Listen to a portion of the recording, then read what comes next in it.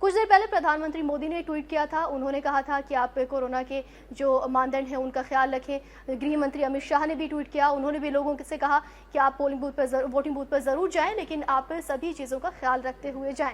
इस वक्त हम अपने जो हमारे न्यूज़ जो एडिटर है वहाँ रीजनल न्यूज़ एडिटर, हम उनसे जुड़ेंगे, ब्रज मोहन, और जानेंगे कि क्या कुछ हालात हैं, क्योंकि बिहार में आखिरी चरण के लिए वोट डाले जा रहे हैं। आखिरी चरण किसके लिए निर्णायक होगा, ये जानना भी जरूरी है।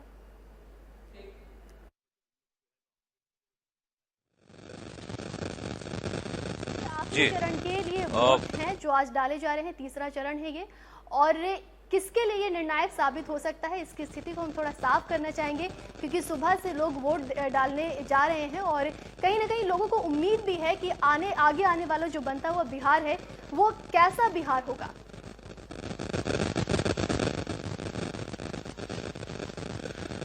निश्चित तौर पे ये काफी अहम है। सबसे पहले जो सत्ताधारी है एनडीए, जेडीयू और बीजेपी के गठबंधन है, उसके लिए काफी अहम है। लेकिन दूसरी तरफ आप देखें तो आरजेडी ने जिस तरह से चैलेंज किया है, चुनौती दी है नीतीश कुमार को, तो नीतीश कुमार के लिए काफी अहम हो जाता है यह मतदान, क्योंकि इसमें नीतीश कुमार आखिरी बार सत्ता को रिटेन करने की कोशिश करेंगे, सत्ता को अपने हाथ में बना के रखने की कोशिश करेंगे। इसीलिए आपने देखा होगा कि नीतीश कुमार ने आखिरी बार ये दांव खेला कि ये उनका आखिरी चुनाव है, जिससे उनके जो वोटर्स हैं, जो 20 साल की उम्र से ज्यादा जिनकी उम्र है, उनके साथ में कनेक्ट स्थापित करने के लिए नीतीश कुमार ने ये कोशिश की कि जो पुराने वोटर्स हैं उनके साथ में उनका संबंध स्थापित हो। और खास करके जो महिलाएं हैं, बिहार की जो महिलाएं हैं, जो 78 सीटों के लिए आज चुनाव हो रहा है, उनके साथ भी कनेक्ट स्थापित करें, क्योंकि नीतीश कुमार एक ऐसे चीफ मिनिस्टर रहे बिहार के जिन्होंने बिहार के अंदर में प्रोविजन शराबबंदी की। हालांकि उससे स्टेट को लगभग 5-6 हजार करोड़ का नुकसान हो रहा है हर वर्ष, लेकिन इसके बावजूद भी नीतीश कुमार ने इस चीज को लेके अपनी स्थिति साफ की, और इसके बावजूद भी कि राज्य को हर साल नुकसान हो रहा है, नशाबंदी को लागू किया। दूसरी बात विकास की बात होती है कि उनके ऊपर आरोप ये लगते रहे कि बिजली, पानी, सड़क देना है विकास नहीं है, रोजगार देना विकास है, नौकरी देना विकास है। इसी चीज को लेकर आपने देखा कि किस तरह से तेजस्वी ने और चिराग पासवान ने लगातार नीतीश कुमार के ऊपर हमले किए, और नीतीश कुमार के लिए जवाब देना कई मौकों पर मुश्किल हो गया। अगला सवाल आपसे ये जानना चाहेंगे कि ओवैसी की जो पार्टी है वो सीमांचल और कोसी के क्षेत्र में 2 दर्जन सीटों पर चुनाव लड़ रही है, और ओवैसी की पार्टी को आप कहां देखते हैं, क्योंकि जो सीमांचल है इस बार कोसी और उस क्षेत्र में ओवैसी की पार्टी ने ताबड़तोड़ वहां पे कोशिश की है और कहीं ना कहीं लोगों को साधने और घेराबंदी की पूरी कोशिश की है।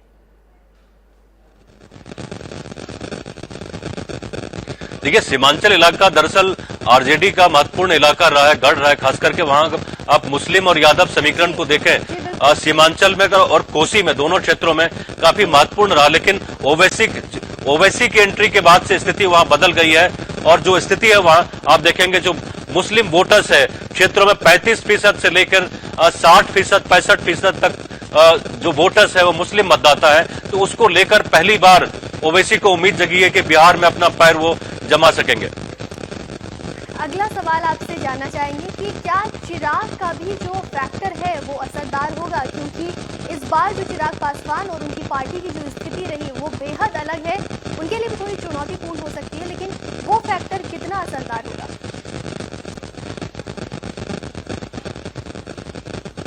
देखिए, चिराग के लिए एक महत्वपूर्ण बात यह है कि वो चिराग ने बीजेपी के खिलाफ अपने उम्मीदवार नहीं उतारे हैं, उन्होंने जेडीयू के खिलाफ उम्मीदवार उतारे हैं। तो बीजेपी को बहुत ज्यादा नुकसान नहीं होगा, लेकिन जेडीयू का जो वोट बैंक है उसमें सेंध करने में चिराग काफी हद तक कामयाब रहेंगे।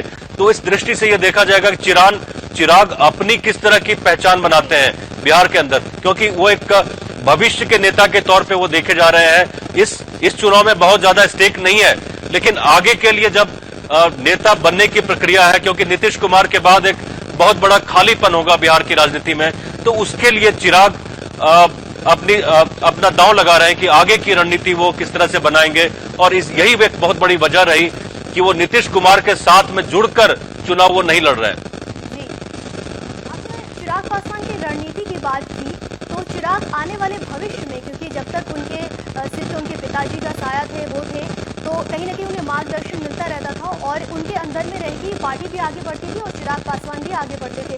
लेकिन इस वक्त चिराग पासवान के पास कोई जो मार्गदर्शक है वो नहीं है। अब खुद से ही वो अपना एजेंडा तय कर रहे हैं और अपनी रणनीति आगे बढ़ा रहे हैं। तो आने वाले समय में उनकी खुद की और उनकी पार्टी की दोनों की क्या स्थिति हो सकती है जो बिहार पर असर डाले और साथ ही साथ निर्णायक साबित हो।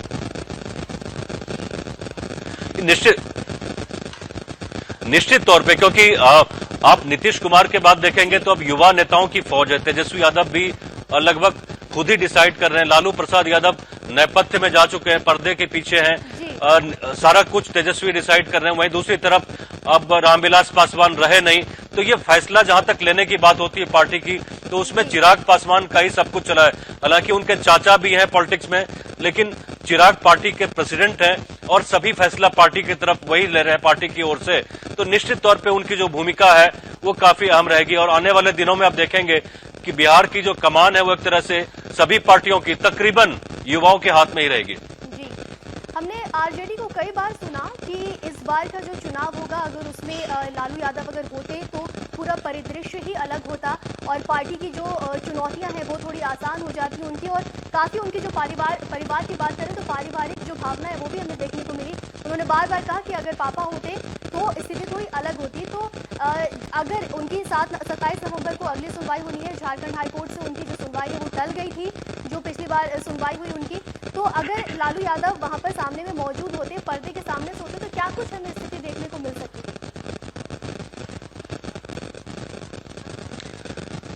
अमरीन, इसको दूसरे तरह से हम देखते हैं, क्योंकि लालू यादव जिस तरह से बिहार की राजनीति में आप देखें, जब से चारा घोटाला को लेकर उनको सजा मिली है, उसके बाद से मुझे लगता है कि चिराग पासवान के लिए बहुत जरूरी था कि वो खुद के बूते पर चुनाव लड़े। इसलिए आपने देखा होगा कि कहीं भी किसी भी पोस्टर में लालू प्रसाद यादव की तस्वीर नहीं है, रबड़ी यादव की तस्वीर नहीं है। तस्वीर है तो सिर्फ तेजस्वी की, वही एकमात्र ऐसे फेस है पार्टी के, चाहे वो पटना में देखें, बिहार के किसी भी हिस्से में देखें, तेजस्वी अकेले लीड कर रहे हैं। और मुझे लगता नहीं है कि वो खराब लीड कर रहे हैं, पार्टी की अगुवाई काफी अच्छी तरह से, काफी मजबूती से कर रहे हैं। और इसका एक नतीजा ये भी हुआ कि जो एनडीए का धड़ा है, जेडीयू है, बीजेपी है और चिराग पासवान है, चाहे ओवैसी का फैक्टर है, कोई भी लालू को लेकर और भ्रष्टाचार को लेकर तेजस्वी के ऊपर इसी वजह से हमला नहीं कर पा रहा है। तो काफी हद तक ये मान सकते हैं कि लालू का दूर रहना हो सकता है कि चिराग के लिए फायदे का सौदा साबित हो। जी, बहुत शुक्रिया आपका। हमारे साथ हमारे रीजनल न्यूज एडिटर बने हुए थे, जिन्होंने हमें तमाम जानकारियां दी। जो राजनीतिक धड़े हैं इस वक्त बिहार में, उनकी अलग अलग रणनीतियां बन रही हैं और भविष्य को लेकर, उनकी खुद के पार्टी के भविष्य को लेकर, अपने व्यक्तित्व के भविष्य को लेकर तमाम उन्होंने रणनीतियां बनाई हैं। और आगे इस रणनीति का क्या असर होगा और किस तरीके से वो अपने व्यक्तित्व को उभार और अस्तित्व को एक जो है वो ठोस जो पहचान होती है वो दे पाएंगे, इस वक्त उनके लिए ज़रूरी है। क्योंकि एनडीए की तो हम बात करें तो दूसरे पर्दे पर ही रही है, दूसरे पायदान में रही है, जेडीयू के साथ हमेशा बीजेपी चली है।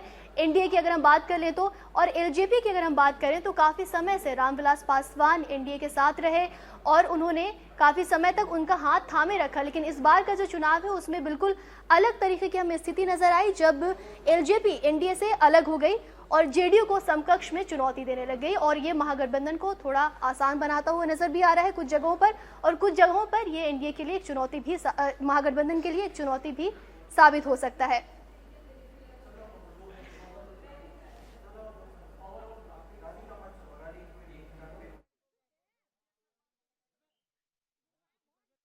वो हमने समझी इस वक्त कि किस तरीके से वो अपनी रणनीति को तय कर रहे हैं और इस बार का जो बिहार विधानसभा का जो इलेक्शन है वो उनको किस मुहाने पर लेके जाएगा, किस सिरे लगाएगा, ये भी आने वाले वक्त में 10 नवंबर को तय हो जाएगा, जब हम रिजल्ट देखेंगे। और उस वक्त ही पता चलेगा कि ये जो विकास की बात थी या मुद्दे थे या बदलाव की जो लहर थी वो किस तरीके से लोगों पे काम किया उसने और जो वोटर्स हैं किस तरीके से उसको घेर पाए। अभी हम कुछ और जानकारी आपको दिखाएंगे आंकड़ों के माध्यम से कि कैसा परिदृश्य है पूरे बिहार चुनाव का, कितनी सीटें हैं, कहां पर कौन कैंडिडेट है, कहां से लड़ रहे हैं, अपने भाग्य का जो फैसला है वो ले रहे हैं और जनता उनके ऊपर क्या फैसला करने वाली है। ये सारी तस्वीरें हम आपको कुछ आंकड़ों के माध्यम से कुछ ही देर में दिखाने वाले हैं।